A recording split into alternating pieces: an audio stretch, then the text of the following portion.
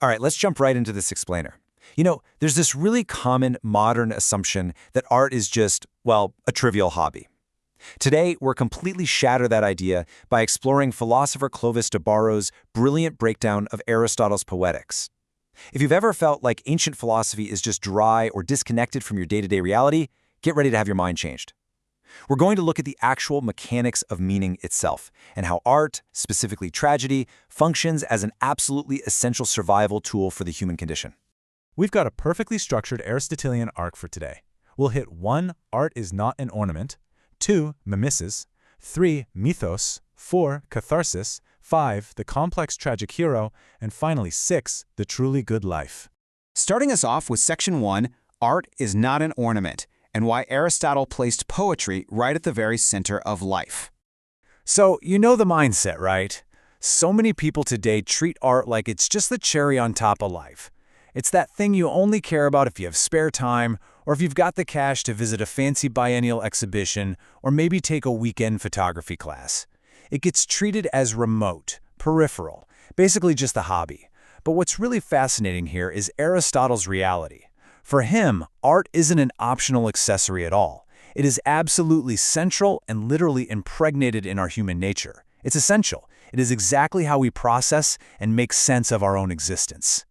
Moving right along to Section 2, mimesis, recreating the universal, which takes us way beyond just mechanical reproduction. Okay, so the first foundational gear in this whole machine is the concept of imitation. The Greeks called it mimesis. Now, when we hear imitation, we instantly think of a cheap knockoff, right? But mimesis isn't just mindlessly copying the world like a passive photograph or a mirror. Not at all. It's an active, highly creative reconstruction of reality. The artist takes these scattered fragments of everyday life and carefully organizes them to reveal some really deep, coherent truths about human nature. It's a purposeful assembly, not just a random snapshot. And honestly, this leads to one of Aristotle's boldest claims. He actually argued that poetry is way more philosophical than history. Why? Well, because history is completely chained to the particular. It's obsessed with specific facts, specific characters, and what literally happened on a given Tuesday. But poetry, and particularly tragedy, transcends all of that. It zooms out to focus on universal possibilities, on what could happen. And that is exactly why a tragedy written by Sophocles thousands of years ago about some ancient king still resonates so intensely with you today. The context might change, but those core human anxieties and ambitions, they're completely timeless. Which brings us perfectly to Section 3, mythos, the organic whole, and how we actually go about sewing these actions together. So, if mimesis gives us all these big, universal actions, how do we stitch them together so they actually mean something? Well, Aristotle called this structure mythos. You could think of it as the plot, or the enredo. It's the framework that ties everything into this living, breathing, organic whole. Because in mythos, human actions are never isolated. They're profoundly reflexive. The meaning of one single action is entirely dependent on all the other actions happening around it. For a tragedy to actually stand on its own 2 feet, it absolutely has to follow this organic sequence. You can't just have random fragments. You need a clear beginning to set the stage, a middle built on a very necessary sequence of episodes, and an end that delivers a harmonic conclusion. Every single piece has to be completely necessary for the whole thing to work. And honestly, this is still the bedrock of pretty much all dramatic structure we use today. Now we're getting into the real emotional engine of it all.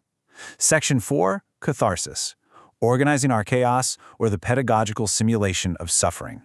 Catharsis, the word literally suggests a purification, right? An emotional cleanse. Think of tragedy as this brilliant pedagogical simulation. Because look, real life is full of chaotic, senseless suffering that can easily break us. But tragedy takes that chaotic suffering and organizes it. It shapes that pain into a form that is actually intelligible and meaningful. It prepares us, it lets us emotionally confront the exact kind of devastation that could ruin us in the real world, but we get to do it in a safe, structured environment. And as we watch this structured suffering unfold, we get hit with this potent dual reaction. First, we feel pity. That's a deep, overwhelming sympathy for the ruin of the hero. But second, and this is the kicker, we feel fear. And this isn't jump scare fear, it's a visceral, terrifying realization of our own fragility. We watch the devastation on stage and think, oh wow, something just as destructive could easily happen to me. It's this exact cocktail of pity and fear that ultimately purifies and prepares our emotions. So who actually goes through all this? Let's look at Section 5, the complex tragic hero, and how tragedy escapes simple black and white morality. To really feel that intense pity and fear, we need a very specific kind of hero. We're not talking about your basic soap opera or an old Western movie where the good guys wear white hats and the bad guys wear black hats. Ancient tragedy completely throws that stereotype out the window. The tragic hero has to navigate agonizingly complex situations. They're almost never choosing between simple good and evil. Instead, they're forced to choose between bad and worse, or maybe good and just slightly better. The moral lines are super blurry, which makes their choices infinitely more sophisticated. Oedipus is basically the gold standard here. As Clovis de Barros points out, Oedipus is way more guilty than the people who want to defend his absolute innocence. But he's also way more innocent than the people who just want to condemn him outright. His ruin doesn't come from pure malice. It's this painfully human cocktail, a terrible destiny, a massive blind spot about his own reality, and the unavoidable burden of having to actually make decisions and act anyway.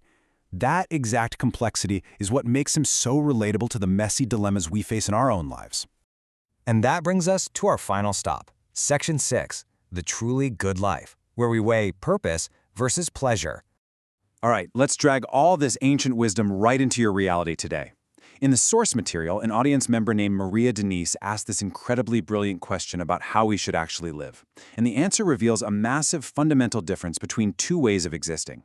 On one side, you have the pleasant life. It's tranquil, comfortable, and mostly focused on just avoiding pain and anxiety, which is nice, sure, but it's limited. On the other side, you have the good life. And the good life is about pungent, active realization. It's driven by a deep alignment between your essence, who you truly are, and your existence, how you actually live every single day.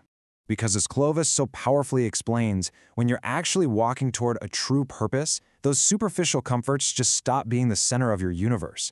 If you are deeply aligned with your essence and executing a meaningful purpose, it really doesn't matter if the room is a bit cold, or if you have a headache, or if things get difficult. The good life isn't about eliminating suffering, it's about the undeniable presence of meaning. It goes so far beyond just trying to stay comfortable. So, keeping all these profound mechanics of meaning in the back of your mind, and remembering that life, just like a great tragedy, is complex and really demands our best deliberations, I want to leave you with this. Which life are you actually pursuing today? Are you just trying to build a pleasant, pain-free little bubble? Or are you ready to step into the arena and embrace the complex, purposeful reality of the good life? Take a second to really reflect on that. Thanks for joining me for this explainer, and keep pursuing that purpose.